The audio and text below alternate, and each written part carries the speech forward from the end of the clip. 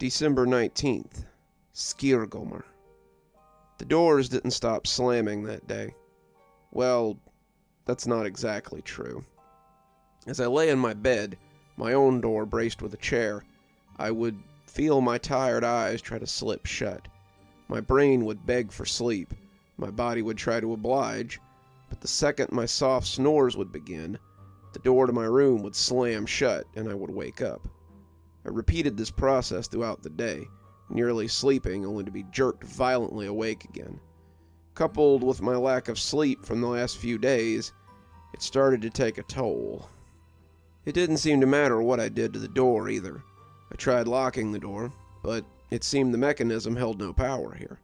I would bounce awake, trying to throw it open to see who was on the other side, only to find it locked again.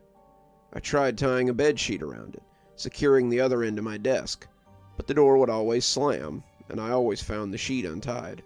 I tried the chair, tried tying the sheet to the chair. Hell, I even tried throwing the mattress off the bed over the door, deciding to sleep in a beanbag on the floor. No matter what I tried, the door still slammed, and I still woke up. The only other time it stopped was when Ulf came to call around mid-morning. I was getting tea in the kitchen, hoping that a cup of chamomile would put me to sleep, when I heard a soft knock on the front door. I nearly dropped the teapot as I charged towards it, Grendel running scared as he tried to get out of my way. I didn't know what prank this was, but I was mad enough to throw caution to the wind and play into this trap. I was mad, I was hurt, and I was exhausted. If they were going to play childish pranks now, then I was going to punt this little asshole down the road until his head smashed on the sidewalk. Ulf backed away a step when I threw the door open, my face likely looking crazed. "Geez, Da said you were looking rough, but I didn't know what to expect. Did you get any sleep last night?" I threw the door open and indicated the rest of the house. "Who can sleep? These little bastards won't stop slamming doors. All the doors. All night." Ulf popped his head in and looked around, clearly concerned. "I don't hear anything," he finally said, after listening for a few minutes, and I snarled at little creatures who were likely laughing at me as we spoke. "You seem tired, Frady. Maybe it's time to make peace with the wee folk. I know they beat you up pretty bad the other night, but it's best not to be on the wrong side of Fae. Just make your offering and put this all—" "Have you come to help me or not?" I asked curtly, not wanting to hear this after the night I'd had. "I'm trying to, but you're making it very difficult. I don't know how the Fae work in your land, but out here they tend to be a little less understanding of slights. Unless you're prepared to hunker down with me and help me fight them off, I don't think I need any help." Ulf blew out a breath and shook his head. "I'll let you rest. Maybe tomorrow you'll be in a better mood." With that, he left.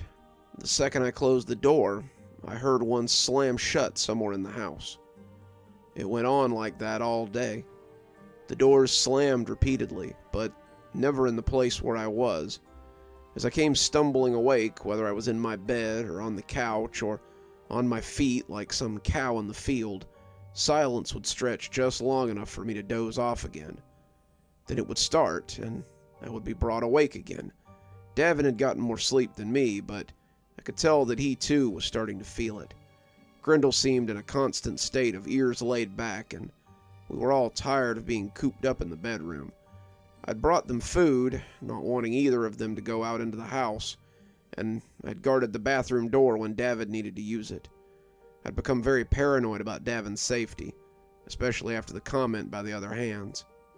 As he emptied his bladder, Davin made one more attempt at sanity. "Why don't you just apologize to the lads?" I'd been dozing when I shook awake and asked what he'd said. I said, "Why don't you just apologize to the lads? They're wrong, but we don't seem to be able to beat them. Why not just admit we did something that we shouldn't have and make this stop?" I sighed. Not him, too. "I can't just apologize to them. They're wrecking my house. They hurt Grendel. They hurt you. I can't just say sorry and pretend that none of this ever happened." Davin flushed the commode and walked out, looking at me with a tired scowl. "I don't know, it just seems like this is a lot. How much longer do we have to do this? 5 more nights, I said, my brain having focused on that fact for a few days now. After Christmas, we'll be shed of them. And if this happens next year? He asked. I paled. I hadn't thought of that. What if this was just the new normal? What if every year for 2 weeks I had to fight or run from these vengeful lads? No, I told myself. No, it couldn't be. Things would be different next year. This couldn't go on. It just couldn't. I'm gonna go get some sleep, Davin said, realizing the silence had gone on a little too long. You should get some sleep too. You look like you're going crazy. Instead of sleeping, I just lay in bed and let the thoughts roll through my head like a horde of beetles with dung. The doors still slammed periodically. The cabinets joined in every now and again. And as my eyes got heavy, my mind kept wandering over the events of the past few days. The lads were the easiest ones to blame for this, but was it possible that they were just a scapegoat? I'd been thinking over what Davin had said, about how the farmhand said that he wasn't of the land, and I wondered if the Yules lads were just a means to an end. What if this was all some elaborate trick to be rid of the foreigners? Maybe it had never occurred to them that I wasn't of the land either until now. My voice had a hint of an English accent, but most of them spoke English, so it never bothered them. Had the arrival of my younger brother made them realize I wasn't a native to the area? Why should that matter anyway? Most of them could trace their roots back to other places. No, this had to be something else. As I lay in bed, however, it became harder and harder to think clearly. The longer I thought about it, the more I realized that I had to be sure. I think that might have been the first time I contemplated a new plan. A plan that would prove even more devastating than the last. The next thing I knew, the sun was setting, and I was aware that I'd been laying in silence for most of the afternoon. This made me apprehensive.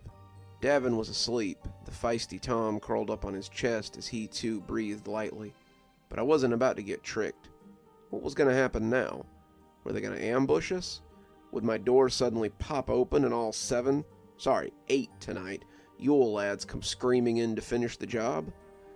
Why would Scrimgeour's brothers come to my house anyway? I had no skyre for him. I had seen the last of it stolen days ago. Why would any of them bother to come back, for that matter? I still remembered the legend. I was still operating under the assumption that they were playing by the rules. My eyes had just started to get heavy when something new woke me up. My eyes popped open like a cartoon character, and I made a disgusted sound as I wrapped my fingers around my nose. The smell was undescribable. It smelled like curdled milk, like spoiled cheese, like unwashed flesh that's been soaking in curds. I heard heavy footsteps in the hall, followed by a trumpetous breaking of wind as the owner rambled through my house. The flatulence was followed by another, the owner groaning as a new smell joined the throng. It smelled like an overripe outhouse, that sickeningly sweet smell of lactose gas. I tried to get up, reaching for the nail bat as I came, but the smell made my head swim, and I sat down hard on the bed again. I covered my mouth with my free hand, the vomit hot and ready as it tried to make its way up my throat. Davin came awake suddenly, gagging wetly as he covered his face with his hands. The viscous substance slipped through his fingers, pattering onto the bedspread as his body jerked and bucked. He threw up all down his front, his heaving becoming dry as he pushed everything out of himself, and he covered his nose with his hand as he tried to block out the smell. Grendel's reaction was even worse. The cat was writhing on the coverlet, trying to cover its nose with its paws. Grendel threw up too, a noxious mess sputtering from his nose and mouth, and he stumbled off the bed as he fell to the floor. He wobbled, looking like he might be drunk. "What is that smell?" Davin asked pitifully, doubling over as he dry heaved. I don't know, I bellowed, staggering up and reaching for the door. I felt like I might throw up too, and the food I'd eaten for dinner churned in my stomach like an angry sea. I'd smelled all kinds of animal waste, been around dead things, and even had to empty and clean out an old latrine once, so that the toilets had somewhere to drain. But nothing was like this reek. I twisted the handle, but the door wouldn't open. I wrenched on the handle, but the door was held by something. Was this Erutious? Some kind of reverse of his power? I don't know, and I didn't care. I just wanted to be free of that smell. There were no windows in my room, all the windows being mostly in the front of the house, and the door remained our only point of egress. I kept pulling, retching, listening to Davin heave as he staggered out of bed. I heard Grendel hiss and leap away, his own piteous mews coming as he dug his head under the bed. We ended up making masks out of cloth, but it did little to blunt the smell. When dawn broke, the door finally creaked open noisily. The smell lingered on, though, filling the house with a nauseating aroma of rotten eggs and bad cheese. It seemed the Yules lads had decided that chemical warfare was next on the agenda. It was, in that very moment, my face covered with a bandana, as I began unsecuring every hole in my home, that the plan came back to me.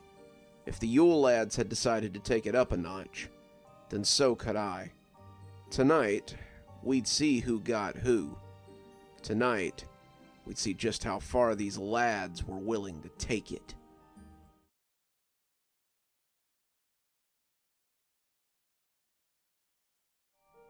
December 20th.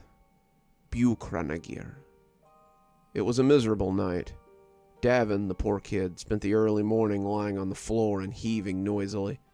I understood completely, but we really couldn't leave.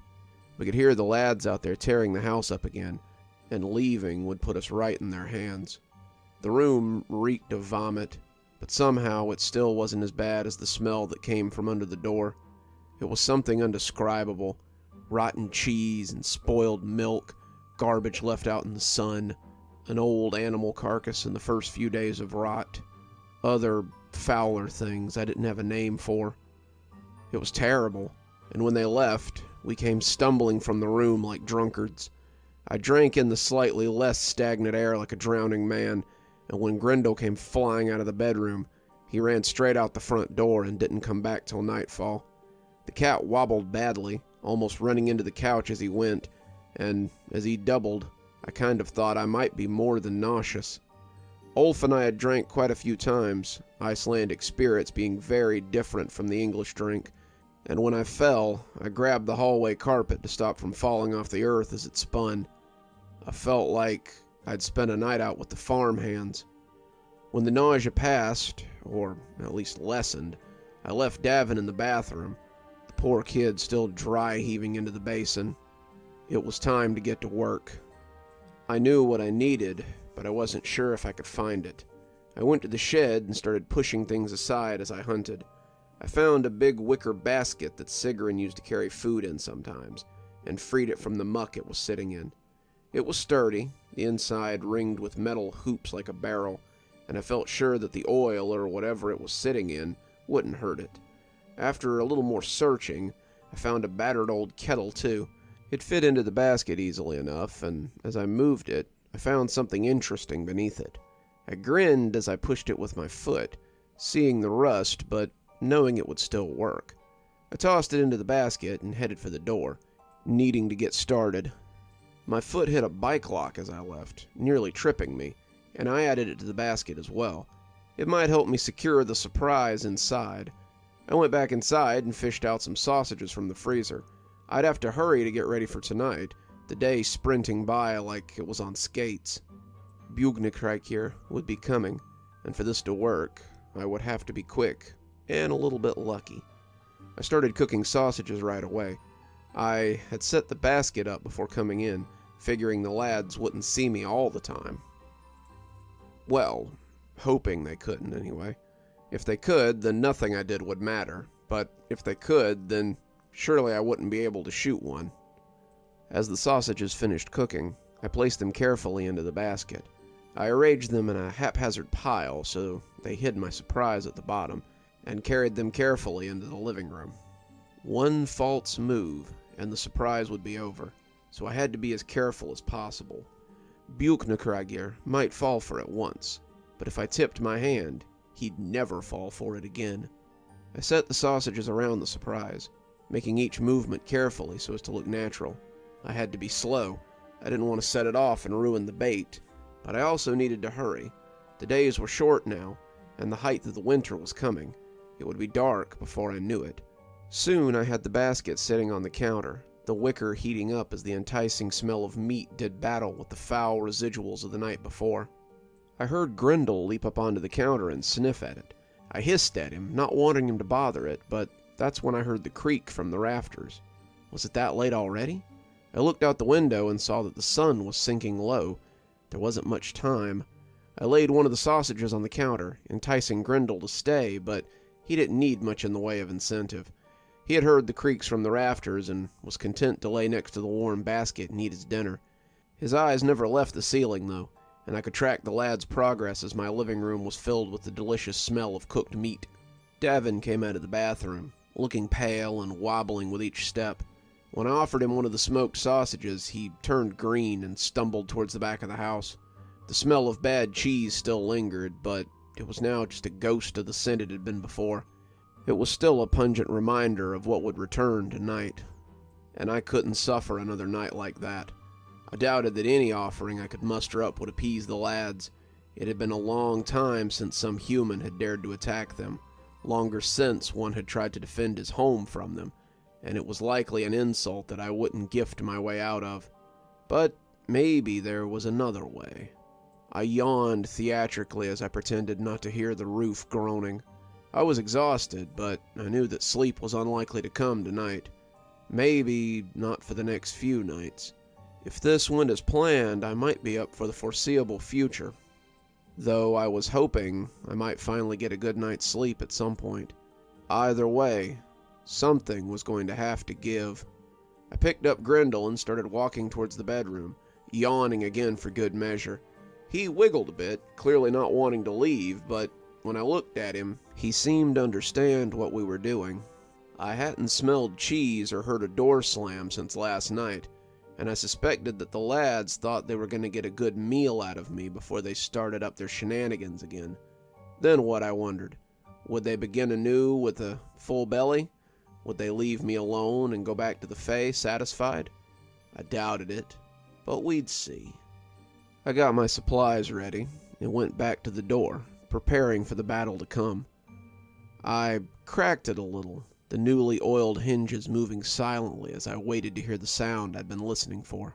The ceiling creaked as Sausage Snatcher scoped out the scene, and as he shimmied down to inspect the basket, I saw the back of the fat little goblin who barely fit in his red coat.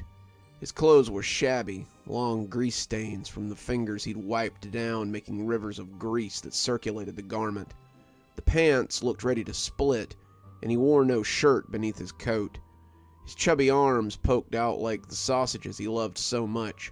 He landed with a loud bump on the countertop and put a tentative hand onto the basket. He pulled out a single glistening sausage and stuffed it piggishly into his mouth. He was apprehensive, not expecting to find his favorite treat in the house of an aggressor, but whatever served him for a brain was clearly not accustomed to asking a lot of questions. When the first sausage went down okay, he grabbed another and threw it into his greasy mouth. He chewed loudly, the food falling on the countertop. I could see his teeth as they glistened in the semi-darkness, another sausage disappearing into his grubby maw as he chewed noisily. The folds on the back of his neck jiggled wetly as he ate, the sound of his chewing almost as nauseating as his brother's smell. I crept from the room, bat in one hand and axe in the other, using the smacking and snarfing as a cover for my own footsteps. Grendel crept along at my side, glancing up every few feet to make sure I hadn't lost my nerve. We likely looked ridiculous, a pair of children playing pretend, but the large lad eating my sausages was not to be taken lightly. I glanced around, figuring that Door Slammer or Cure Gobbler were probably close by too. Maybe they hadn't seen us yet. Maybe they had. Nevertheless, I slunk quietly to the edge of the hall and waited to see if my trap would work. The little porker was gobbling the sausages, hands stuffing them into his pockets almost as fast as they were shoveling them into his mouth. He hadn't even looked up from the basket since he'd begun eating, and this whole purpose seemed to be making the sausages disappear into one hole or another. He'd been getting close to the bottom of the basket now, his pudgy hands scraping the bottom as he kept gobbling the sausages. I had cooked a lot of them, 5 or 6 pounds, and I wanted him to be nice and comfortable when he finally found what was at the bottom of that basket. I was about 5 feet away when I heard the trap snap, and Buchnekrieger started to scream. As he started yelling, sending sausage bits flying, I couldn't help but grin maniacally. Damn, but it felt good to hurt one of those things. His arms and shoulder were stuck in the bear trap, the iron clearly hurting him, and the basket tipped and bounced as he tried to push himself free. As I ran up to grab the basket, and the lad, he turned his head to look at me, and I saw fear in those piggy eyes. Door Slammer sprang out then, popping from beneath the sink, and Skewer Gobbler came out of the pantry, propelled by a loud belch and the rotten smell of curdled cheese. He yelled at me, and I became aware that the smell was coming from his mouth. When he opened his gob, the 5 teeth that were left looked sad and embarrassed to be there, the scent flooding out like a wave of noxious gas. I wasted no time, though.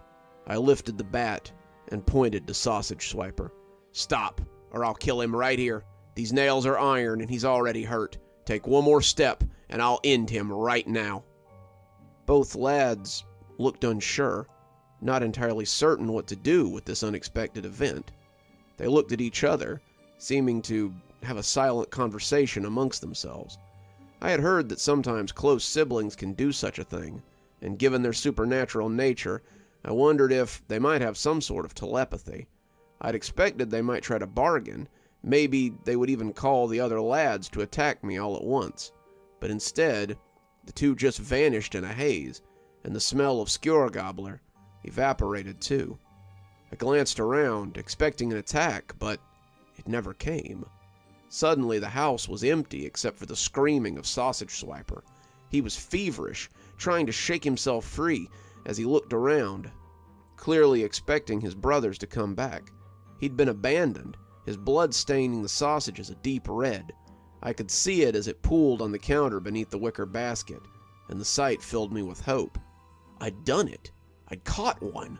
My joy was short-lived, though, and quickly turned to confusion and dread.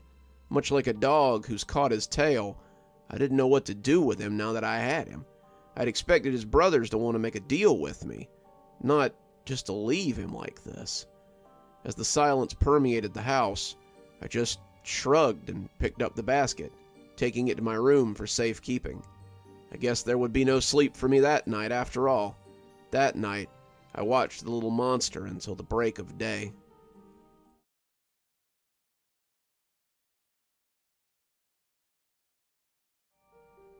December 21st. Glucageier. I wish my shot had missed.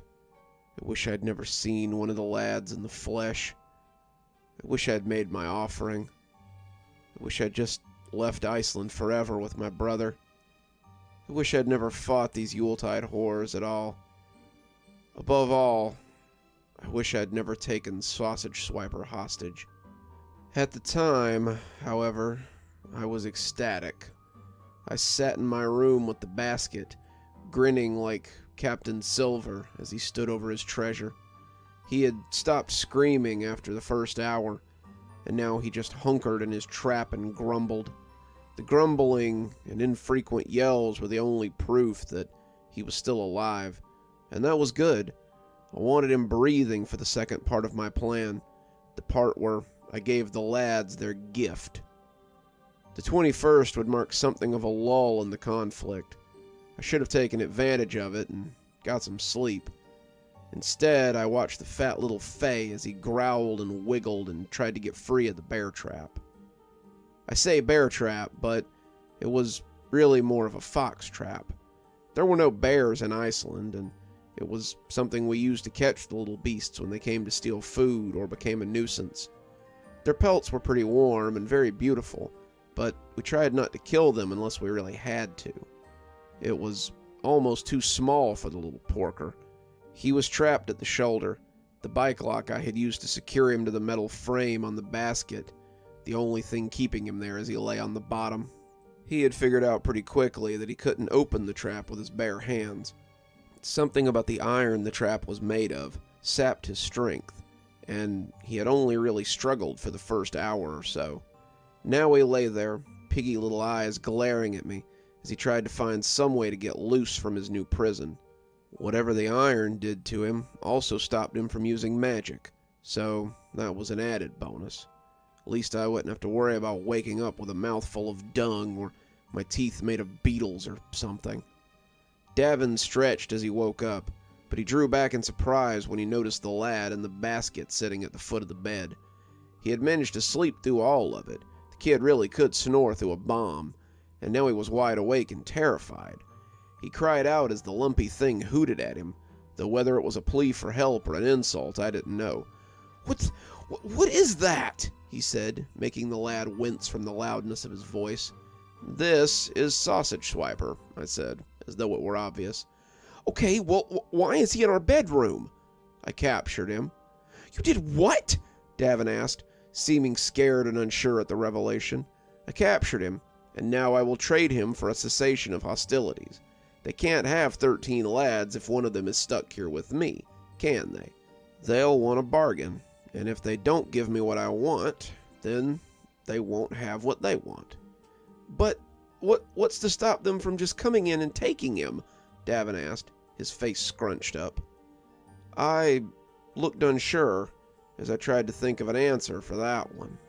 Somehow this was something that had only now occurred to me. Of course they'd just come in and take him. Why would they bargain with me? There would be 9 of them tonight, more than enough to take 2 humans and a cat. Even if I stood them off here, how long could I hope to hold them out? Hell, one of them could just open the door. Unless I got prepared real quick. "Davin, watch him," I growled and grabbed my coat. "Me?" he asked skeptically. "Yes, I just need a few things from the barn. I'll be back in less than an hour. Don't let him out of the trap for any reason. Do you understand?" Davin nodded, though he didn't seem to like it.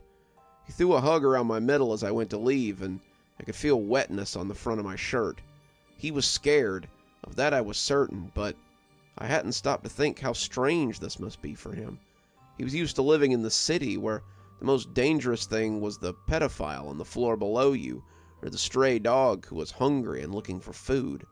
These things, these lads, couldn't be picked up by the police or trapped by the dog catcher. These creatures were supernatural, and whether I had meant to or not, I had brought him into all this. I wrapped my arms around him, trying to remember that I had started out with the intention of making this the most memorable Christmas in Iceland. I guess I had succeeded there, for better or worse. "Don't worry, kid. This'll all be over soon. Next year we'll laugh about it." I pray now that I'm right. When I poked my head in an hour later, Davin was still sitting on my bed, staring at the little creature in the basket. Sausage Swiper was staring right back, trying to commit his face to memory, it seemed, and Grendel was sitting on Davin's lap, his eyes intent on the little guy in the trap. I looked at Davin and gave him a thumbs up. He returned it, and I closed the door behind myself. With the prisoner under watch, it was time to set my plan in motion. I set up an array that would have put Kevin McAllister himself to shame. I had swiped more traps from the shed, whole boxes of 10-penny nails, wooden boards of carpet tacks that we had saved for some reason, barbed wire, several horseshoes that I thought I might be able to rig up to fall on the would-be intruders. I set most of them up in the hall and the kitchen, around the fireplace too, in case they had come in that way. I strung the barbed wire up in the hallway, crisscrossing it so I could step over it, but the lads would have a time getting around it. I finally just set some of the horseshoes up on the door, hoping they would fall on them, but I kept a few back for later. In a pinch I could throw them, I guessed. I put hay over the top of all of it, sprinkling nails and the nail strips amongst it so they would step on them and not realize it. All the while I felt like someone was watching me as I worked. I kept glancing around, trying to see if Ulf or one of the other farmhands had come to find me spreading hay in my house, but no one was ever around. It was a hard feeling to describe, like bugs crawling on me, but no matter how many times I looked, there was never anyone there. It made me work faster as I tried to get it all done so I could leave the front room for the quiet solace of the back of the house. As the afternoon crept in like a thief, I grabbed what little food we had left and brought it to the bedroom so we could have something to eat while we held out. "Who comes tonight?" Davin asked, munching on a granola bar as he leaned against the bed. "Glukagayr, the window peeker. They say he watches people through their windows, trying to find things that he'd like to steal. At least, we don't have to worry about that. There are no windows for him to look through back here." Davin nodded, but seemed unsure. I finished up my meager dinner and sat to watch Sausage Snatcher. He was asleep, I thought, or just pretending, and it didn't take long before Davin was snoring too. I tried my best to resist the urge to sleep, but after so little sleep lately, my eyes were soon slipping shut. What if Sausage Snatcher was just pretending? What if he got away and joined the other lads? What if I was snoring a minute later, head pillowed against my arm, and I almost slept through their arrival. I snapped awake when I heard the front door bang open and was on my feet in a heartbeat. My watch said it was 10 o'clock, and I looked at Sausage Snatcher to find him awake and grinning at me. He garbled something in his flimmy language, but I didn't understand him. He started shouting, raising a yell from his prison, and I heard the sounds of boots moving towards us. I pushed the basket lid back down, muffling him somewhat, but they had to know where he was. I listened, expecting to hear the sounds of anguish, of surprise, but the lads navigated my traps easily. They were in the hallway in short order, and that was the first time I heard one of them come down on a nail or find a trap in the hay. That's when it hit me. How could I have been so stupid? Window Peeker had probably been watching me all afternoon. He couldn't see me putting traps in the back of the house. No windows back there, so the traps in the hallway were a complete surprise. They squealed and yelped as they found the nails, the fox traps, the tack boards, and I was glad that something had slowed them down. I woke Davin, handing him a crowbar and telling him to be ready when the door opened. Davin gripped the crowbar, looking nervous but ready. Grendel too seemed ready for anything, hunkered low as he prepared to pounce on the first thing through the door. We stood for a count of 30, before the door sprang open, the nails I had used to hold it shut flying back like shrapnel. Potoskville was first, the armored juggernaut running in with his wooden armor clanking. Giljagor was behind him, and I launched a horseshoe at the bulbous head as he came screaming into the room. It struck him right between the eyes, and I roared out my laughter as the armored lad caught my axe on his hooked pole. It was hard to tell who was after that. I saw Grendel jump on one of them, slashing and tearing as he rode him to the ground. I saw Davin swinging his crowbar as the little shadow moved in on him. But he drove them back, and when I planted a foot on Pottersville and rolled him back into the hall, I saw many of them retreating after him. We chased them out into the hall, the traps slowing them as they ran for the door. The two of us came whooping and hollering into the living room, the 9 of them in full flight. They were leaking tar and squealing in surprise, their attacks thwarted as they ran into the night. We gave chase. We stood in the doorway and watched them run, both of us winded, but knowing that we had done well. Our victory, however, came at a cost. As the two of us returned, grinning and talking about tomorrow night's battle, we noticed the black shape lying on the floor of the bedroom. Grendel was breathing quickly, but his flank was bloody, his left leg curled and dribbling on the floor. Davin went to him, crying but unsure how to comfort him. He'd been stabbed and kicked, and he looked up at me with eyes that begged for help. Davin broke down, his tears spilling down his face, but I wasn't about to let them take Grendel from us. The lads had taken too much already. "Wrap him in a blanket," I said, scooping up the basket as I turned for the door. "Sigrun will know what to do with him."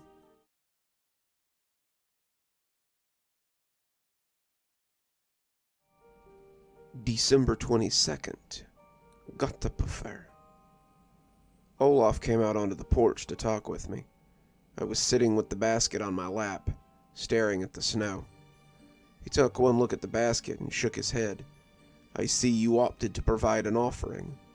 Not so much, I mumbled. Ulf opened the basket, but recoiled when he looked inside.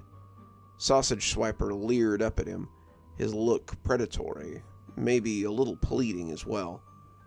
As Ulf set the lid back on the basket, the lad groaned pitifully. Ulf looked at me in disbelief, clearly impressed, but clearly understanding the gravity of what I'd done better than I did. "Do you know what you've done?" he said, as if he couldn't even believe it. "Yeah, I chose to stand and fight as a man does when his back is against the wall." Ulf rolled his eyes. "I swear, Frady, the longer you live here, the more you sound like a Viking." "I wish I could say the same," I said darkly. Ulf threw his hands up. "What can I tell you, Frady? I'm sorry. If you want, I'll stand with you tonight, so that my mother's cat can take the rest of the night off." "How is Grendel?" I asked, afraid of how he would answer. "He's hurt pretty bad.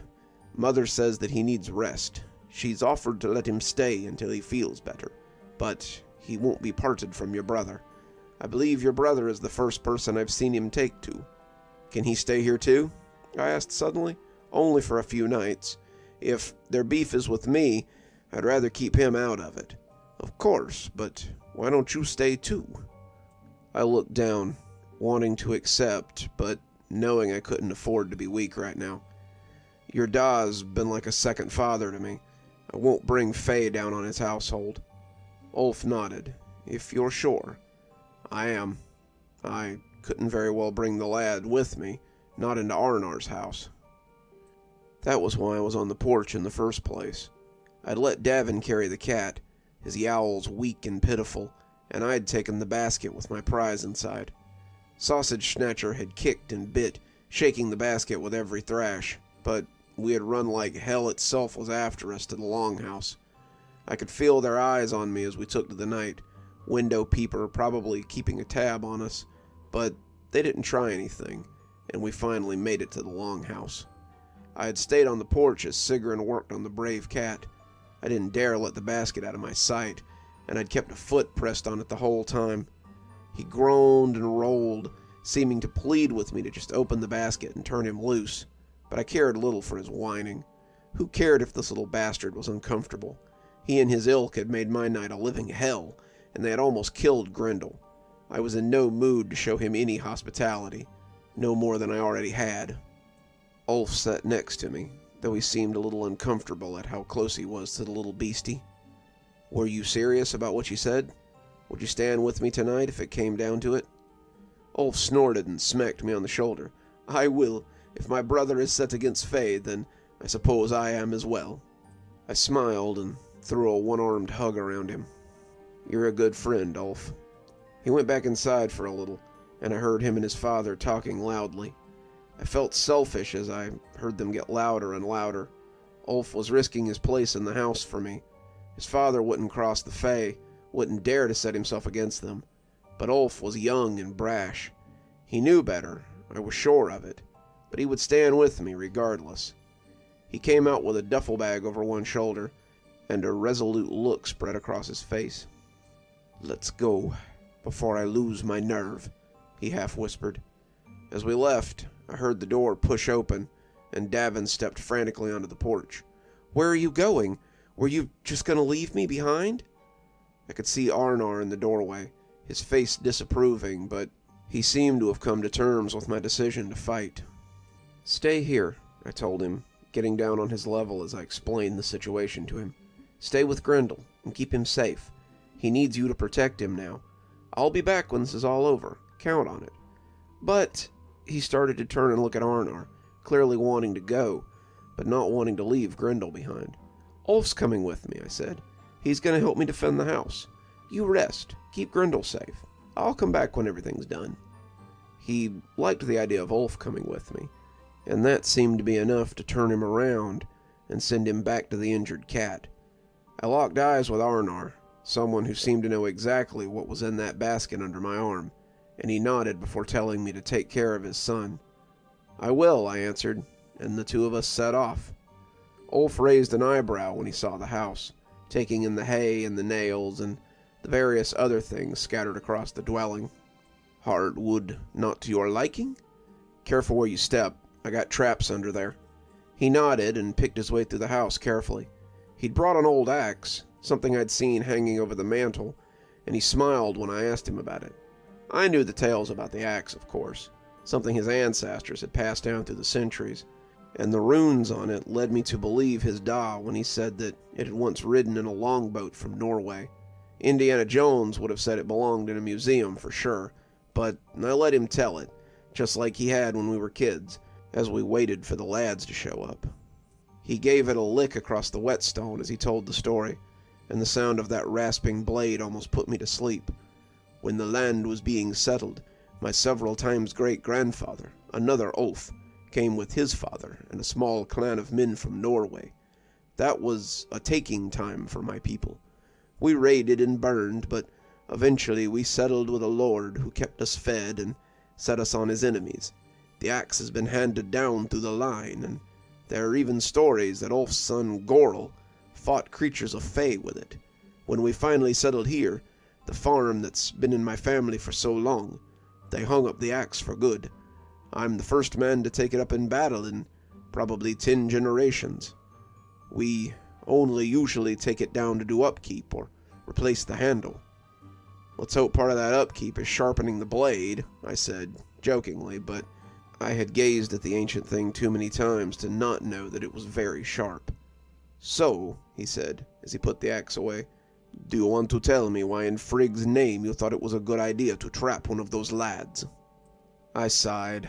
I had thought I could use him as a bargaining chip, but when they came in last night, I didn't even try. I'm tired, Ulf. I don't think they want to bargain. I feel like I need to sleep for about a week straight, if this ever ends. Frady, you need to cut him loose." "No," I said quickly, watching the basket fidget and shake. "If it comes down to it, I might need him. Besides, that's one less lad that can come after." I stopped suddenly, hearing the front door squeak open like a funhouse attraction. "How did you even manage this?" Ulf asked, lifting the lid and peeking at the thing inside. "It's quite impressive. Is that a fox trap you've—" I glanced at the window as he spoke, realizing it had gotten dark while I wasn't paying attention. It wasn't even full dark. The sun was still pink on the horizon, but it seemed that they hadn't waited today. The second the day passed, they decided to attack, and I guess I couldn't blame them. If someone had my brother, I wouldn't waste any time either. I shushed Ulf and hunkered down, both of us taking up our weapons and preparing for battle. Ulf snickered at my bat and hatchet, but I shook my head at him as I watched the door. The sounds of feet were audible on the roof. The group now 10 strong, and they tromped loudly as they made their way to the front of the house. The feet stopped outside the open door as they grouped up, and I heard a new noise then, something like a hound as it sniffed at the base of the door.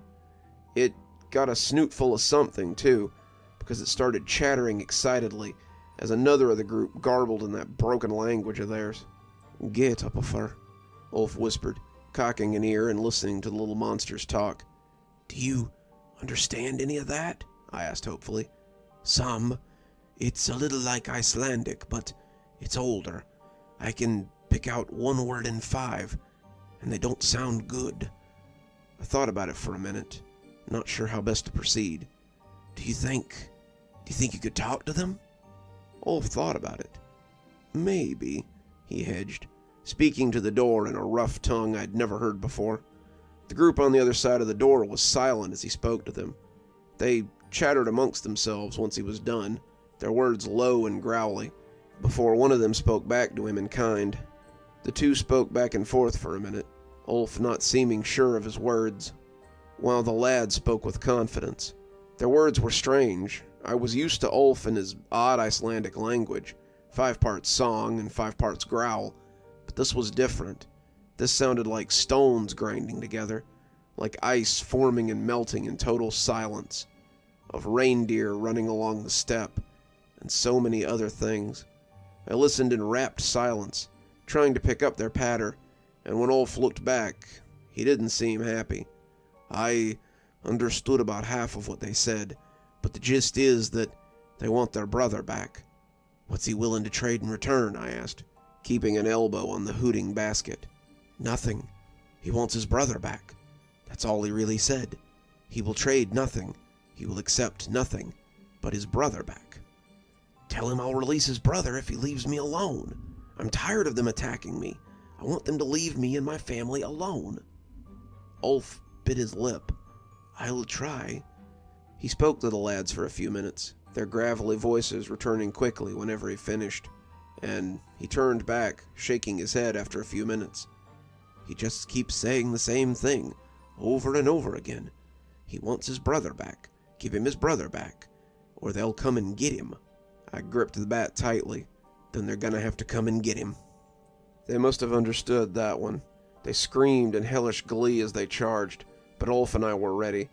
We kicked the door that separated the mudroom from the living room, and they squealed as they hit it. The door started rattling like someone was trying to open it. It would only open inward, though, and Ulf and I both had our backs against it as they started trying to destroy it. They hacked at it brutally, their knives coming down on the wood like gunshots, as the tin set about its destruction.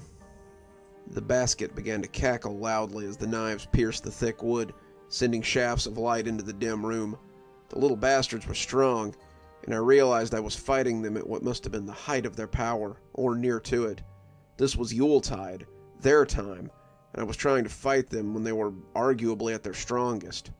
Maybe I should have tried to make amends, but it was a little late for that now. Hold on, I yelled, leaving Ulf to set his massive shoulders against the door as I ran back to the bedroom. I came out with the mattress I had tried to block the door with the other day, and Ulf laughed before he winced in pain. One of the knives had slipped through, piercing his shoulder, and when he set his back against the mattress to block the door, the fabric stained a bright red. We both took a corner, leaning into it as the blades kept stabbing into the thick wooden frame. We were pushed mercilessly from the other side, and for creatures the size of children, they were devilishly strong. I could hear the cloth tearing and the springs groaning under the assault, but we held against them nonetheless. It seemed to go on forever, the adrenaline coursing as the two of us held fast.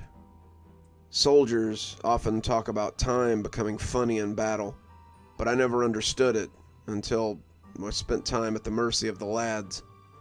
Sometimes minutes felt like hours. Other times, a whole night could go by in the blink of an eye. It must have been hours, though. It had to be, because I remember well when the pounding stopped. We were slumped, knees against the hardwood, and the lads' knives were still crashing against the makeshift barricade. I could see the light through the fabric on top, the back now little more than tattered rags and damaged wood, and I could hear their knives smacking at the springs as they tried to make their way through the barrier of iron corkscrews. Ulf was winded, his strength deteriorating as the hours went on, and I could feel my own shirt sticking to me despite the cold weather billowing outside. We couldn't last much longer. There was no way we could hold out. We knew it. Then my digital watch chimed midnight, and the thumping stopped. I don't mean it tapered off. I don't mean it slowed to a halt. I mean, it just stopped. Ulf and I looked at each other with suspicion, not sure what game they were playing. I lifted the corner of the mattress and peeked into the mudroom, expecting to have my head taken off. Instead, all I saw was an empty doorway and the hanging remains of my front door. They had just left for no conceivable reason, and I didn't like the look of it.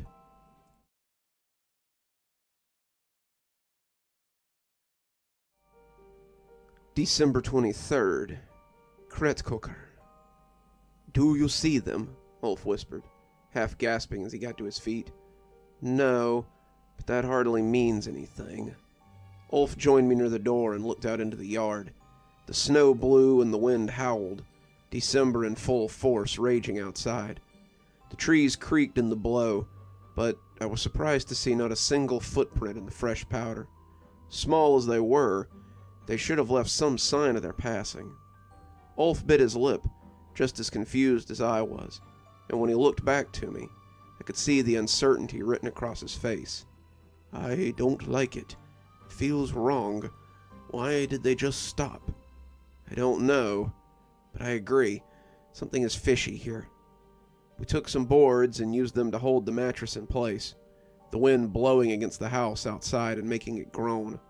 The house seemed to sag under the weight of all the silence, the snow creaking on the roof, the wind pushing at the walls. Ulf and I listened for even the slightest sound of lads, but it was as if they had evaporated. We had gone from defending our door with a mattress, knives hitting the springs again and again, to total silence in the course of a few minutes. Should we maybe make a break for it? Ulf asked, the silence rattling him as much as it had me.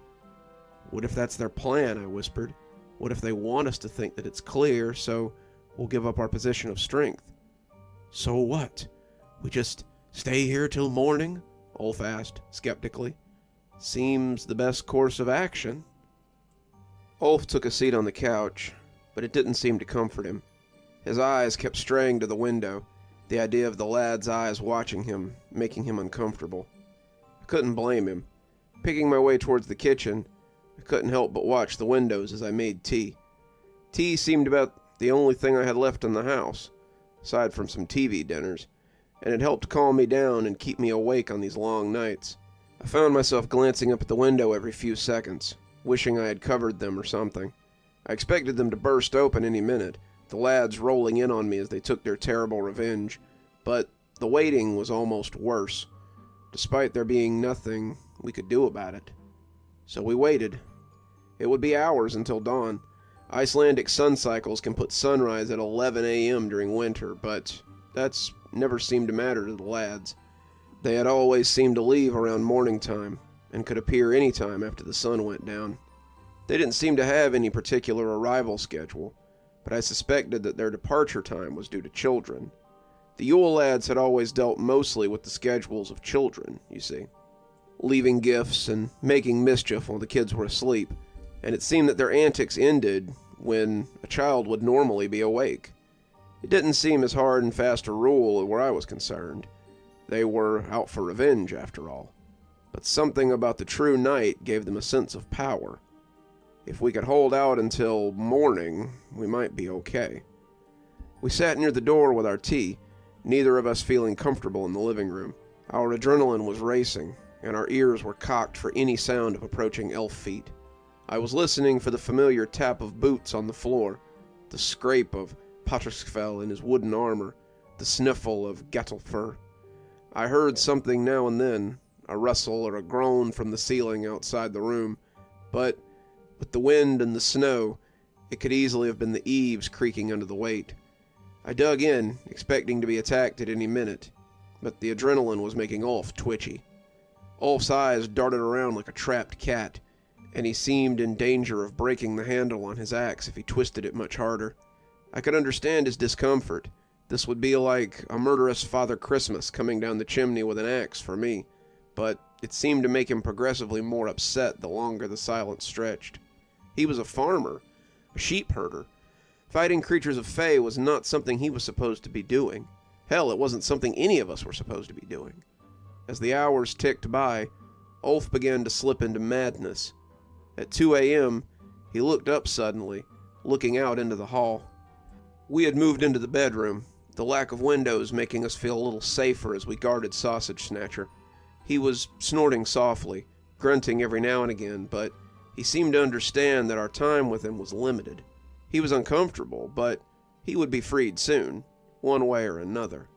Even with all the anxiety and adrenaline pumping through me, I found myself nodding as I listened to the little creature snoring. Ulf, however, seemed immune to all the snoring spells. He started at the door like he wanted to set it on fire, and when he jumped up, I snorted awake violently. Did you hear something? I whispered, gripping my bat tightly. I need something to drink. I blinked at him in surprise. Now? What if they're still out there? I'll take my chances. I can't sit here another minute and listen to this house creak. I'll go good and truly insane if I do. He went through the door slowly and carefully, and I jumped up to try and stop him. "Ulf, wait!" He was in the hall already, though, slipping along quietly as he tried to look in 4 directions at once. I stopped at the door, my feet refusing to go any further, my body trapped in limbo as I watched Ulf peek around into the living room. He looked to the kitchen, looked to the fireplace, but when he looked to the front door, I saw him linger there. The mattress was gone, simply disappeared, and the door hung open as the snow became small hills on the hay. Ulf had the decency to look remorsefully at me before making a break for the front door. That's when I heard him gag and watched his body come up short as he came even with the couch.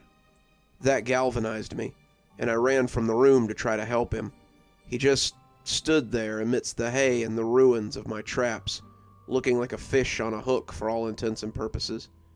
It would prove to be a fitting analogy.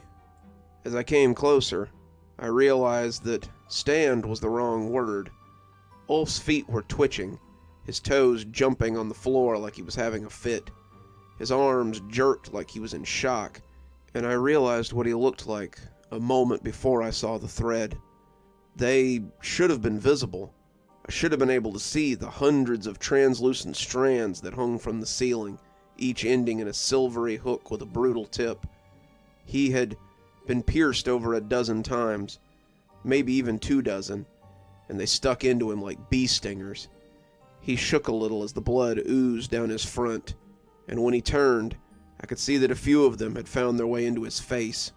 His features were a rictus of pain, and I thought Ulf looked like a puppet who's just noticed his strings. When he was jerked into the rafters, the axe spilling from his fingers to clunk to the floor, I heard the lads giggling and knew we had been tricked. I looked up into the shadows, wanting to help him, but I couldn't think of any way to get up there to him. I could see all the hooks around me, my eyes finally seeing them now that I was aware of them, and as their boots thunked above me, I ran back to the hallway so they couldn't simply fall on my head.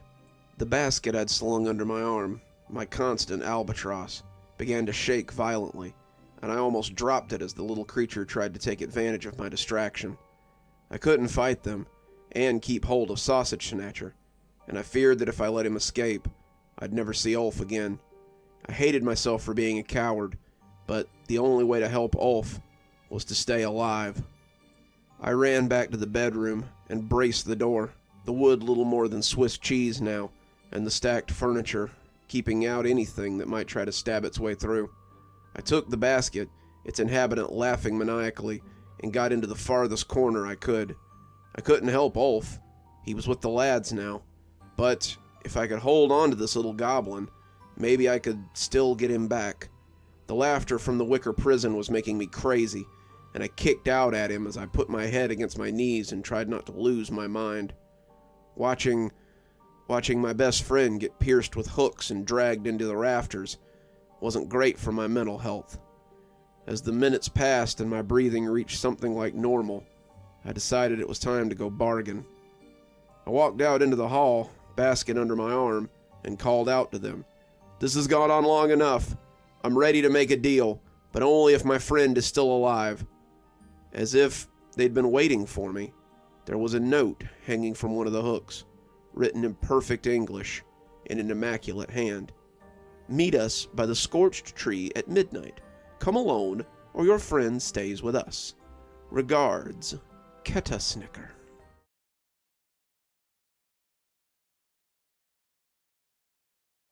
Hey folks, Dr. Plague here. Just popping in to say thanks for spending your holiday season with me. I know the holidays are a little hectic, trust me, I'm well aware of that.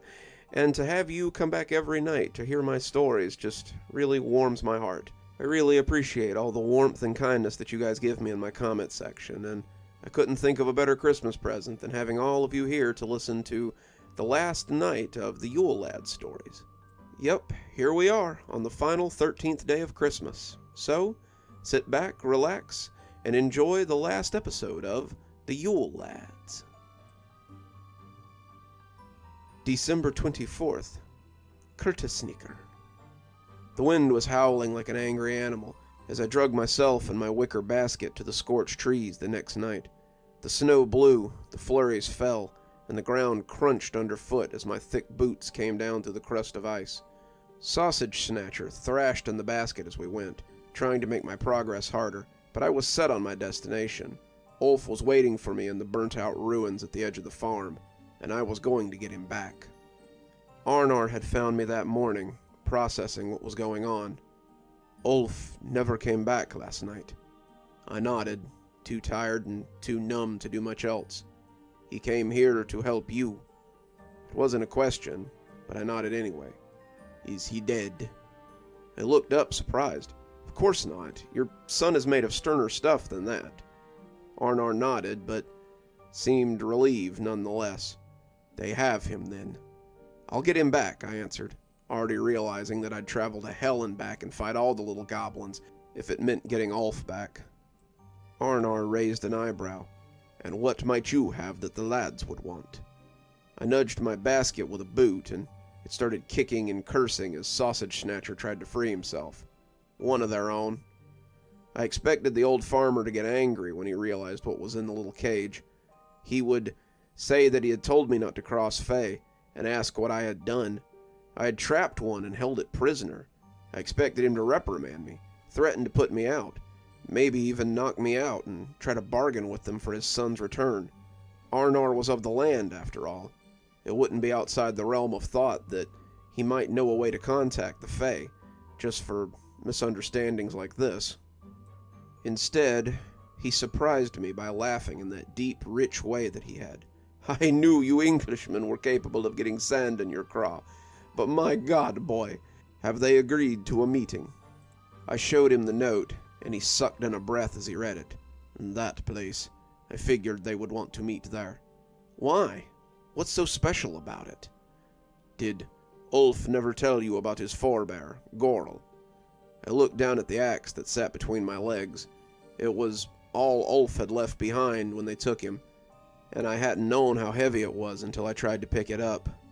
Ulf had carried it in one hand, but I would have likely been overbalanced if I tried to swing it with both. It felt old, even though I'd seen the handle replaced not 10 years ago.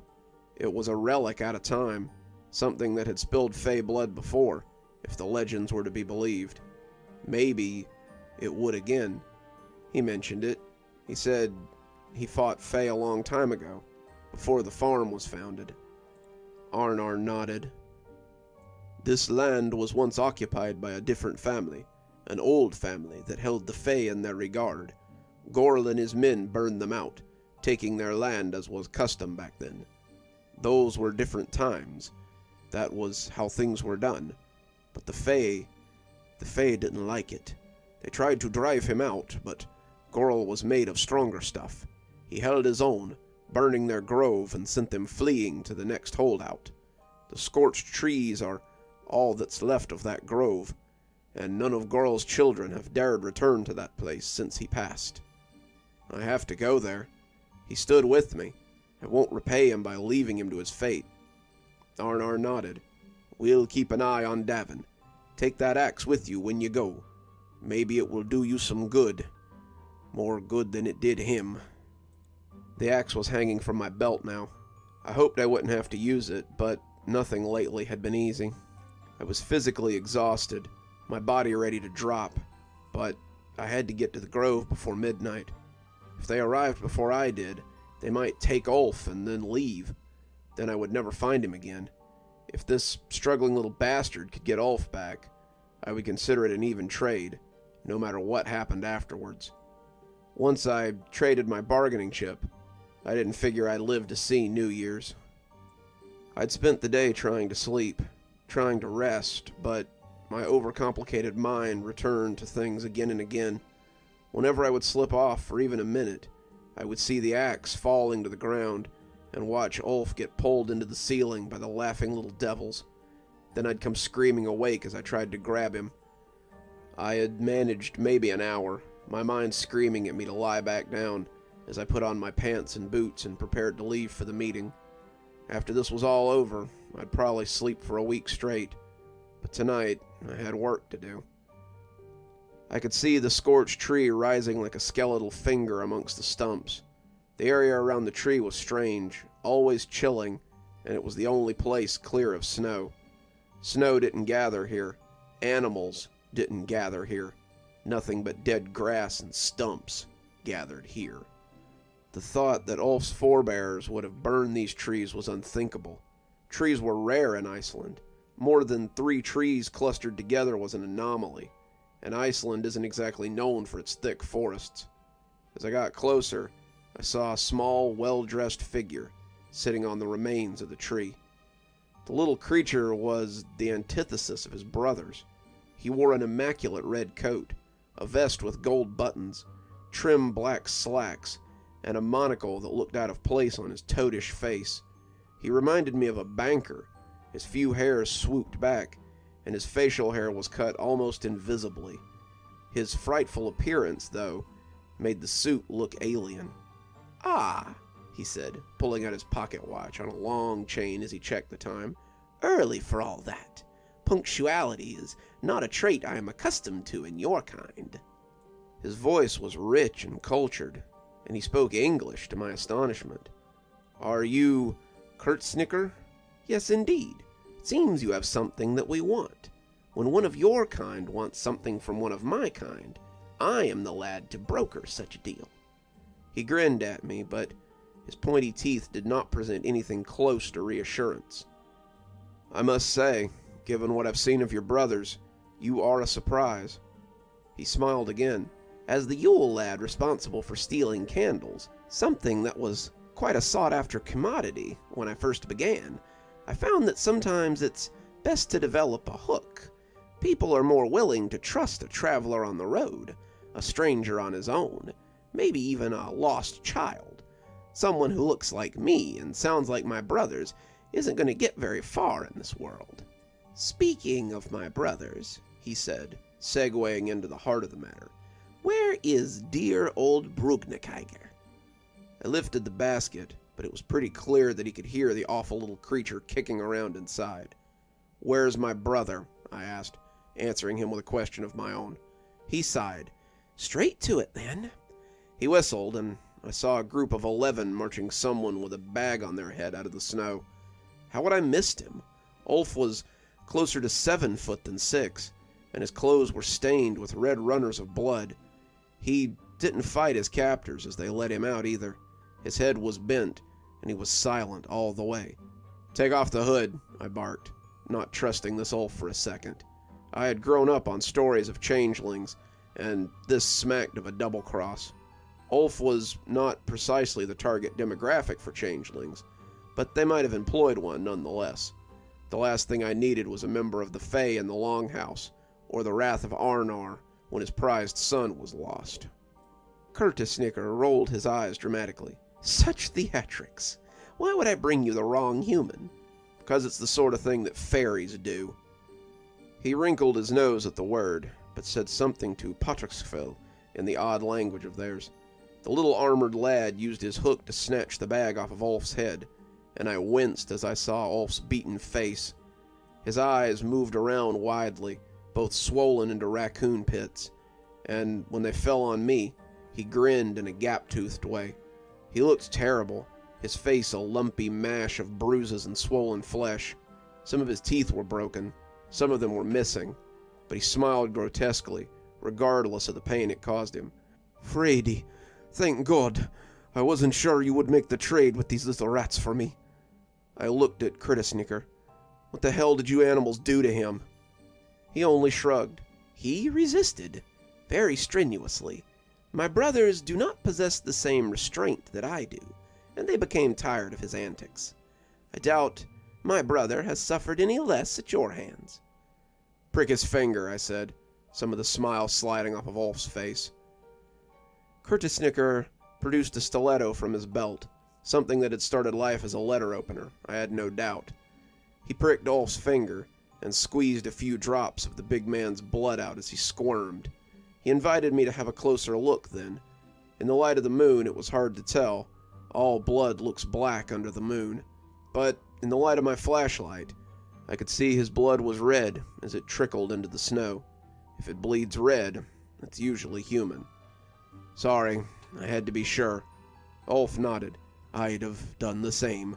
Can't be too careful with the Fae. Now then, since you've seen that we do indeed have your brother, maybe you could show us that you have ours. I took the top off the basket, spilling the little creature out onto the burnt earth, trap and all. His brothers made to approach, but I brought out the axe and held it close to the prone lad. I did not have Ulf, and I was not about to take chances. He slumped in his trap, the other lads chuckling at his plump, greasy form as he sat there looking rumpled and unhappy. Curtis-Sneaker shook his head at the little fellow and looked up to me with a spread of his hands. So, do we have a deal? Cut him loose. I'll need his help to free this one, I said, tapping Sausage Snatcher with my boot. The immaculate little goblin waggled a finger at me. And if you two go running back to your home? There's 12 of you. I figure you can catch 2 humans in the snow if you really need to. Curtis-Sneaker laughed. You are correct, of course. He turned to the other lads and spoke in that weird guttural language of theirs. One of them cut Ulf free and shoved his legs as he tumbled towards me. I bent to the trap, not making eye contact with the lads as I waved Ulf over to help. The 2 of us pulled the teeth apart, the hinges a little stiff from being closed for so long, and Sausage Snatcher zipped out as soon as the teeth were wide enough for him to pass. He eagerly joined his brothers, seemingly none the worse for wear, despite having been in the trap for 4 days. Curtis-Sneaker turned to go, his brothers already leaving, but I had one more question for him. So when will you all be back? He wrinkled his deformed brow, looking more like a gremlin from the movie. Pardon? I've traded away my bargaining chip, so I'm asking when you and your brothers are going to come back for me. He laughed again, but it was a malicious sound now, devoid of the warmth that had been there before, if ever it had been. Fear not, man-thing. I've taken the last of your treasures as of tonight, so we'll consider your little mistake paid for. What? I asked, taking a step towards him. What are you talking about? How much do you know about me? He asked indulgently. You're the candle stealer. You steal candles from people, right? He seemed to think about that before he answered. That's true, technically. But since the invention of electricity, candles are a bit hard to come by. Mother's always hated them anyway. The wax gets ground up in her teeth, don't you know? Unlike many Fae, sometimes we Yule lads have to adapt a bit to keep ourselves relevant. Now I wonder, do you know what my mother loves to eat? Ulf sucked in a breath, but I only shook my head as the wind whistled around us. Children. Children are Mother's very favorite food in the entire world. That's why, not to toot my own horn, I am her very favorite amongst all her boys. Because what is a child but the light of a household? The ice running in my veins had nothing to do with the weather. I felt like someone had slugged me in the guts. I'm sorry to say that while you prepared to rescue one brother, you quite neglected another.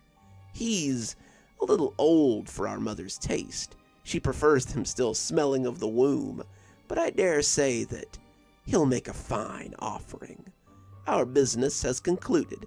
Have a very merry Yule, he said, tipping into a little bow. I charged him, not giving a damn what followed, but as my hands clamped on his arm, he turned into mist before my eyes. He smiled as he disappeared, his teeth white and perfect and absolutely terrifying in their certainty. I shouted into the winter wind, voicing my impotent rage. As the creature disappeared back into nothing, Ulf tried to console me, but I brushed him off and started running for the longhouse. It couldn't be. It just couldn't be. Arnor's house was safe. His house was a refuge from the winter and the problems of the world. I came onto the porch quite suddenly, not sure how I had gotten there. Everything moved in a blur, the world like a shot in a movie where the camera runs on tracks. Sigrun came out of the kitchen, but I flew past her as I ran for the back room. He'd be there, snug in bed and safe, and I'd be able to laugh at how the old goblin had gotten one last jab in at me. The cold air hit my face when I opened the door. and my stomach dropped when I saw the bed. The only thing in it was Grendel's yowling form, his leg bleeding again. He had tried to pull himself out of his convalescence bed. He tried to go after them when they took Davin, and as he moved pathetically on the coverlet, he looked out the window as the cold snow blew back in his face. Davin was gone. I've been sitting on the bed, petting and trying to console the Black Tom for nearly an hour. I know what I have to do, but I don't know how to begin.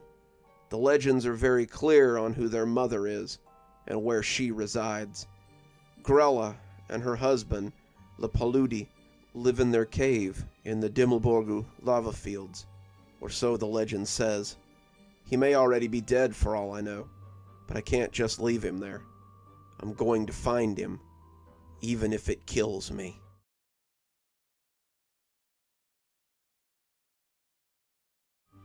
December 25th. Grella and the Yule Cat. "We're here," Ulf slurred, and I shook myself awake. We'd been driving for nearly 4 hours, the roads only passable because of Ulf's jeep. When we came to the field, my head felt light and puffy from sleep. I had slept nearly the whole way here, only waking when jounced or when something drugged me up to be seen. I'd been to the lava fields before. They were a great source of beauty and were an enjoyable study for someone not accustomed to seeing lava outside of television. The heat shimmer off the area, the underground flows and the geysers, keeping the snow away and the area unseasonably warm. I almost didn't want to venture in. As beautiful as it was, it held a deep sense of foreboding as well. There were monsters here, monsters older than the grove, and as the hot air blew in my face, I thought again about turning around. Davin could be dead. He could be bones in a stew pot. But I needed to bury those bones, if that was the case. I wouldn't leave him in this place to die alone. Arnar had tried to talk me out of it. "It's too dangerous, boy," he said as I got my bag ready. "He's my brother. I have to get him. Same as Ulf." He could be dead already. I had turned to glower at him, but I found only concern on his lined face. "Please, boy, I know you want him back, but I can't stand to lose both of you. If it were Ulf, wouldn't you go?"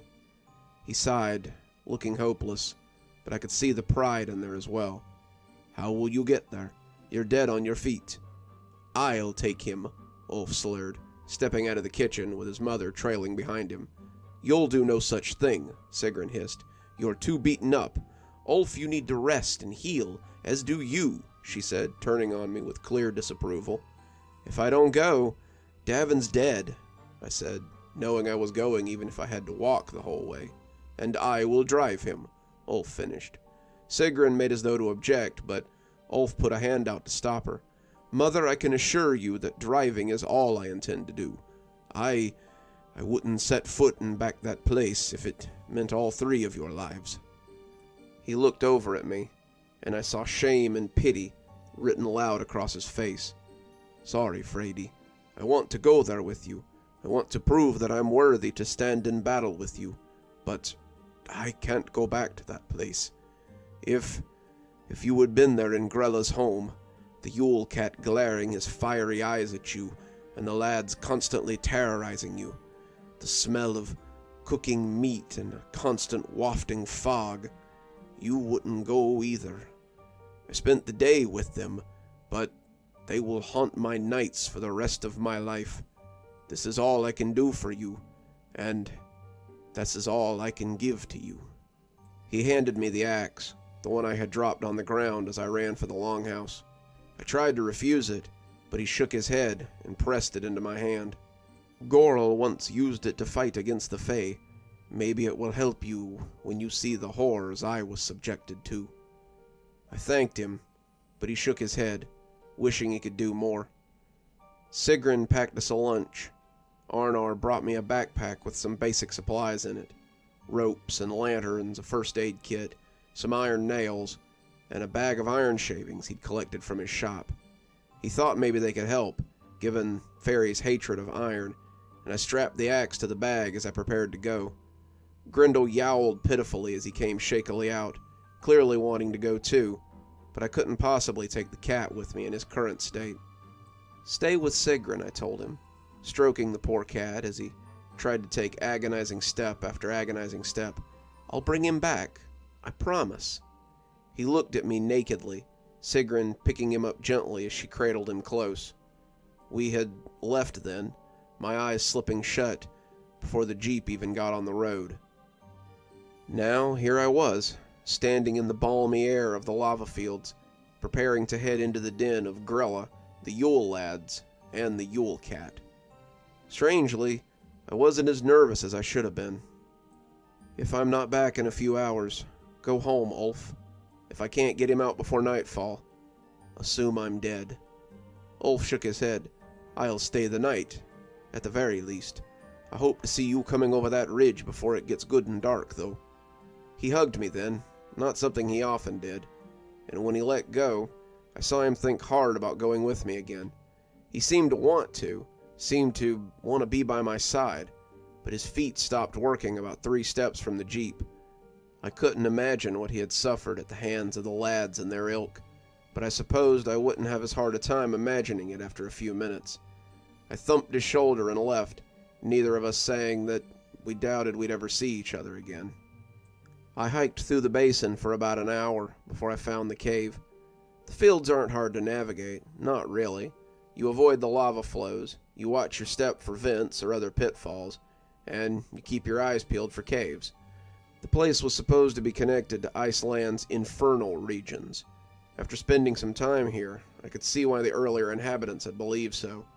The place was stifling, the caves and crevices looking like some great evil force had warped them, and as the vents belched scalding air that you could get third-degree burns from, I felt certain that nothing could live here. When I saw the massive footprint in the rock, I knew that something must. The cave had been easy to find after I found the first footprint. Something huge had crunched down hard enough on the rock to leave a series of large indents that were nearly 4 feet long. I didn't really want to meet whatever had made those tracks, but I knew they were most likely to belong to the thing I was looking for. I had to find a way over 2 lava flows, something the makers of these prints didn't seem to have a problem with. But eventually, I came to the mouth of an ugly old cave that seemed to go straight down. It gaped like an angry mouth as it hung open in the earth. Whatever lived here also didn't seem to have a problem with the drop. I tossed a rock into the gaping passage, and I counted to 8 before I heard it hit the ground. I was thankful for the rope, and as I secured one of the ring bolts to the ledge, I began to descend into the darkness. I had gone down about 20 feet when I realized I could smell something that permeated the air. It smelled like roasting meat, and it was not very pleasant in its consistency. I could see, too. There was a dim light cast by the rocks down here, and if I was careful, I might not trip in a hole and die. When I reached the bottom, I found myself standing outside a cave that seemed to hold a large kitchen. It was the last thing I had expected to find down here, and it almost got me spotted before I could process it. A giant creature was moving about in the dim light, stirring pots and dropping things into them, grumbling in a low way that made me think it might be humming. A huge stone stove glowed with an inner fire, big wooden pots and bowls that it used to cook and hold ingredients it was using, a giant stone knife that came down hard enough to separate whatever it was making into smaller pieces. The creature itself was hunched, string hair hanging around its face like a cloud, and its lumpy head looked like a badly carved jack-o'-lantern. It swung about, casting lamp-like eyes on whatever it was cooking, and dumping things into a pot on the stove with a methodical rapidity that spoke of repetition over a lifetime. If you've ever seen the show Fraggle Rock, it was very much like being in the Gorg's kitchen, and I suddenly understood why the Fraggles were so afraid of them. The lumpy creature was nearly 20 feet tall and almost half that wide. It wore a dumpy potato sack covered in flour and worse things, if those red stains were what I thought they were. Its arms seemed too long and its legs too short. its disproportionate body making up most of the creature's height. It hadn't seen me yet. I was thankfully too small to be noticed, but it turned suddenly and sneezed hard enough to knock me down as a wave of stinking air hit me like a fist. I'd gotten a look at its mouth as it opened, and I didn't want a closer look at those crooked teeth or gaping maw. This had to be Grella. As she went back to work, hunched over the preparation area, I snuck into the kitchen on tiptoes. Keeping the table between us, I slunk along the stony surface and made my way to the opposite opening. Her chopping sent vibrations through the stone, and it sounded like she was breaking rocks rather than cutting food. I was aware of another sound, a crunching, splattery sound that I couldn't quite understand until it was thrust into my face. I was hunkered beside the table in the middle of the kitchen, waiting for the perfect time to run, when the knife swung up and tossed something back at me. It smacked me in the face, and as I staggered back, I had to slap a hand over my mouth to stop from shouting in surprise.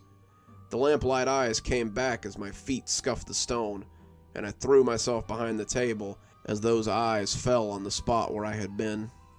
I was glad for the hand over my mouth when I came face to face with the object, because if I hadn't, I would have been unable to stop myself from screaming. It was a finger. I stood frozen for a few seconds as I processed the information. She was carving up bodies. Not just bodies. Children's bodies, I had no doubt. Hadn't Candle Stealer told me as much? Hadn't he said that she preferred children? Hell, she preferred babies by his words. She was making a stew, and the smell in the air that filled my nostrils as I drifted amongst the smoke on my way down made me nauseous. I had to lock my fingers to stop from vomiting, and the halt in progress probably saved my life. Another set of thunderous footsteps shook the counter as a large creature of similar origin came lumbering through the doorway, the very one that I had been making for. It yelled at her in that strange guttural way that the lad spoke, and she shouted back in kind. I peeked around the edge of the table, watching as she brandished the stone knife at him and pointed back the way he had come. He blustered at her, but she was having none of it. I didn't have to speak the language to know what was happening here. He grabbed something on the counter, probably the arm the finger had belonged to, and she sliced at him with that hellish cleaver as he came too close. They began to fight, punching and screaming and rolling around the place. As they rolled a few feet from my hiding place, I dashed for the opening he'd come from. Whatever lay beyond had to be better than this. I sat in the semi-darkness, and I could see the room beyond was filled with looming rock edifices. They were arranged in such a way that I thought they might be some kind of sitting room, but it was too dark to make out more than shadowy formations. I glanced back as I ran, certain that they would have seen me, but their fight raged on behind me. I could still hear them grunting and thumping as they grappled, rolling around the kitchen as the sounds of fists hitting flesh echoed off the walls. I breathed a sigh of relief as I realized that they were way too busy to be bothered with me, and I started to think that maybe this wouldn't be as hard as I'd thought. Maybe I'd be allowed to find Davin and leave before we were noticed. Maybe this would succeed, and I'd be allowed to walk away with my little brother in tow. That's when I stepped down into a pit in the rocks and fell face first into a mound of bristly black fur. I stumbled back, falling on my butt as I landed on a burlap blanket that had been put down next to a soaring stone chair. The fur ball began to disentangle itself, its angry yellow eyes like a pair of searchlights, as it rose like a specter before me. Its fur was black and matted, and I could smell a distinct aroma of gore. Its mouth was locked in an eternal growl, its teeth too big for its jaws as it grinned horrifically at me. Its ears were little more than nubs that sat atop its midnight black head, its paws the size of a bear's, and its claws slid freely as it padded curiously towards me. It yowled in its throat, a sound like a sick emergency siren, and it seemed to be rising into a throaty explosion of sound and fury as its curiosity became anger. As I watched him rise up, I realized I knew him. How could I not? He was almost as well known as the lads themselves. Sigrun had sewn samplers of him hanging over her fireplace. The stories of him were often told around the fire during the winter months, and I could still remember the first time I'd heard it from Arnar as the wind blew and the snow swirled outside the windows. As it prepared to leap on me, hunkering for a pounce, I closed my eyes and prepared to be devoured by none other than the freaking Yule cat. "Hey, knock it off," someone said from the folds of burlap. "It might be another kid." The cat turned its head and meowed deeply, its voice sounding like a rock slide. A small form crawled out from across the burlap creases to scratch its whiskers, holding none of my fear for the massive creature.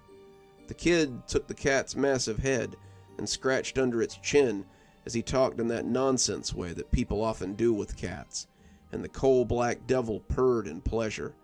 The byplay was so familiar that I think I recognized him before I saw him. How many times had I seen him do just that same thing with Grendel as the two sat on the couch together? Davin moved away from the big cat and was nearly standing on my feet when he recognized me. He was filthy, looking like he'd been living in a chimney, but his grin was ear to ear as he threw his arms around me and buried his face in my chest. I couldn't feel his tears through my thick ski jacket, but I knew that he was crying. He had likely thought that he would never see me again, never see Arnar or Olaf or Sigrun or anyone ever again, and his joy was a palpable thing. I found myself sniffing too, hugging him back as we stood under the curious gaze of the Yule cat, who seemed to be trying to decide if I was hurting Davin or not. "I didn't think I'd ever see you again. How did you get here?" he asked, lifting his face to look at me, the tears having cleaned grime from his face in shiny rivulets. "Ulf brought me. You didn't think I'd just leave you here, did you?" He shrugged. "I wasn't sure you would come back from your meeting. When I woke up in a cage in this thing's basement, I figured they had double-crossed you and you were probably dead. There are a lot of children down there. At least there were. She came a few hours ago and started throwing open cages and putting them in a sack. Sometimes she would smash the sack against a wall or onto the floor, and they would stop squirming until she put a few more in there. I knew I didn't want that, so I dug out from under the wall of my cage and hid in the fireplace until she left. The flue went up to the one in the living room here, but I saw the other one sleeping when I came out. I tried to sneak past him, but that's when he found me," he said, putting a hand on that fearsome feline so it could rub its nose against his hand. "And how did you two come to be such fast friends?" I asked, not sure about the massive creature. Davin shrugged. "Same as it was with Grendel, I guess. He hissed a little, but then decided that he liked me. After that, we were just friends." I didn't have time to ponder this turn of events. I only thought about how our chances were better of escaping with the help of this monster cat. "Davin, we need to get back to the opening I came in through. Can he help us?" Davin looked at the creature, and I swear it nodded its shaggy head in affirmation. It started to walk towards the kitchen, looking back as it left the crevice to see if we were following. "Come on, we need to stay close," Davin said, taking my hand and dragging me up beside the huge black creature. We followed in its wake, our feet visible from beneath it, but the rest of us hidden by the thick, shaggy coat. He didn't seem to mind when Davin grabbed him by the fur, and as I set my own hands, I thought he felt a bit like a ratty old teddy who needs a wash. When we entered the kitchen, I could see that Grella was back to chopping up pieces of flesh, and the other one sat grumpily by the prep table. His face was bruised and puffy, but he seemed none the worse for wear as he waited patiently for dinner. Grella stirred the pot with a giant wooden spoon and looked at the cat as he crossed the kitchen. As large as the cat was, the monstrous woman was larger still. She made enticing noises to the cat as he walked past, and he looked at her as he seemed to contemplate going to his mistress. He meowed, clearly torn, until Davin spoke quietly in his ear, and the cat walked away instead, giving us safe passage across the kitchen. I sighed in relief, the fickle loyalty of cats being known, but stopped short as her thunderous footsteps echoed across the kitchen. She came up beside the cat, towering over him as though he were no more than a baby, and he looked back at her with mistrust. She brought a hand down under his middle, the cat looking back as she lifted him into her arms, and I could hear her cooing to the fell cat. as she stroked him.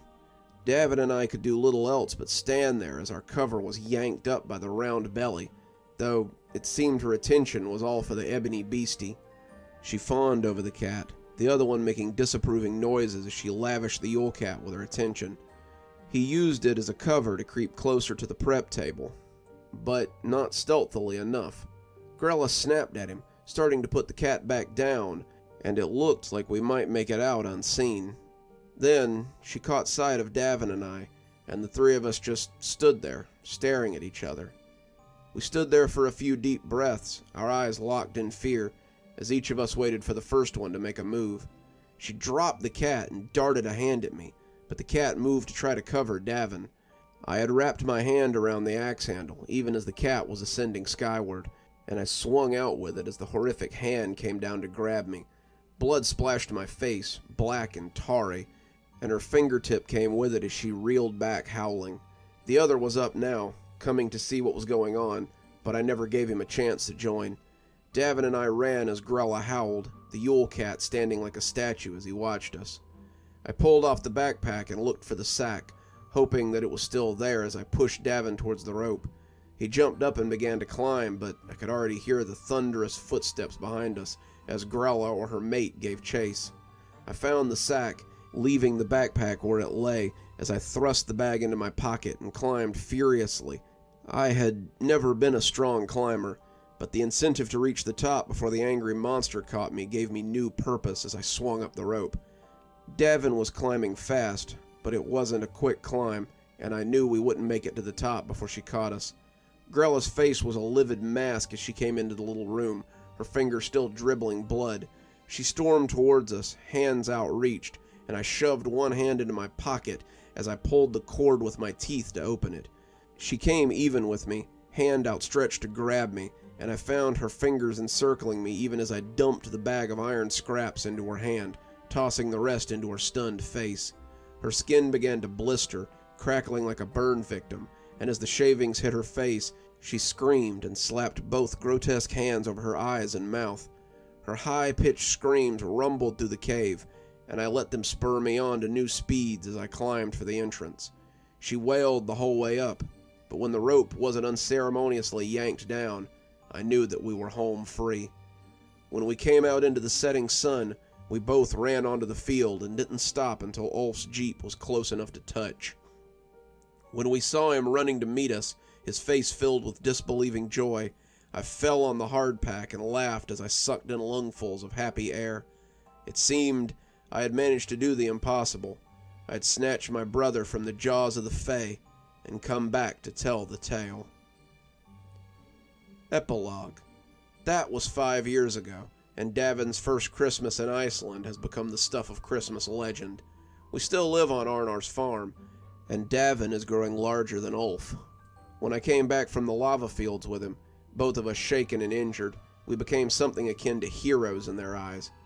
We had done deeds spoken of in heroes' tales, and all with only an ancient axe and some help from an ill-tempered hellcat.